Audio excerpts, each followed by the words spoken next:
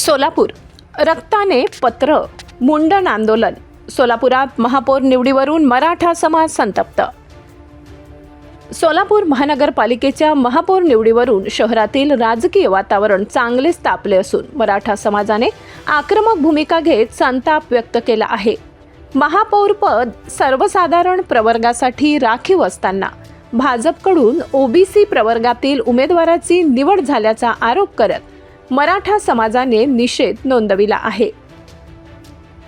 मराठा क्रांती मोर्चाचे समन्वयक राम जाधव यांनी स्वतःच्या रक्ताने पत्र लिहून राज्याचे मुख्यमंत्री देवेंद्र फडणवीस आणि भाजप प्रदेशाध्यक्ष रवींद्र चव्हाण यांना आंदोलनाचा इशारा दिला। या पत्राद्वारे मराठा समाजाच्या भावना व्यक्त करत महापौर निवडीचा निर्णय बदलण्याची मागणी करण्यात आली आहे। रक्ताने पत्र लिहिल्यानंतर मराठा क्रांती मोर्चाच्या वतीने शहरातील छत्रपती संभाजी महाराजांच्या पुतळ्याजवळ मुंडन आंदोलन करत निषेध नोंदविण्यात आला। जोपर्यंत मराठा समाजाचा महापौर होत नाही तोपर्यंत लढा सुरूच राहील असा स्पष्ट इशारा राम जाधव यांनी दिलाय।